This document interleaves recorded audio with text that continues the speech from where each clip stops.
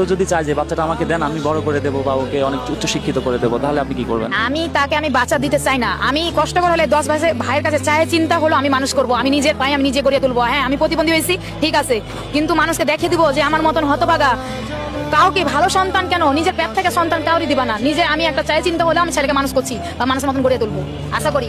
অনেকের তো মানে বাচ্চার দরকার, মাশাল্লাহ আপনার বেবিটা মাশাল্লাহ অনেক সুন্দর, তো আপনি দেখে ওকে অনেক যত্নেও রাখেন, তো আপনাকে যদি অনেক টাকা দেওয়া হয়, মানে 2-3 লক্ষ টাকা দিলে? আমি 2 লক্ষ 3 লক্ষ টাকার আমার প্রয়োজন নাই। আমার সন্তান আগে, সন্তান ছাড়া আমার কিছু নাই। আমি সন্তানের জন্য জীবন দিতে রাজি, বাপ মায়ের সাথে জীবন দিতে রাজি, সন্তানের সাথে জীবন দিতে রাজি। গরিবের ঘরে রাজপুত্র, ব্যাপারটি ঠিক সেরকমই। রাস্তা দিয়ে যাচ্ছিলাম, হঠাৎ করে এই বাবুটাকে দেখে থমকে গেলাম। একজন পঙ্গু মায়ের গর্ভে এই রাজপুত্রটি জন্ম নিয়েছে। মা হাঁটতেও পারে না, হাত দিয়ে কোনো কিছু ঠিক মতো ধরতেও পারে না, অথচ এই পঙ্গু হাত দিয়ে নিজের সন্তানকে খাবার খাওয়াচ্ছে।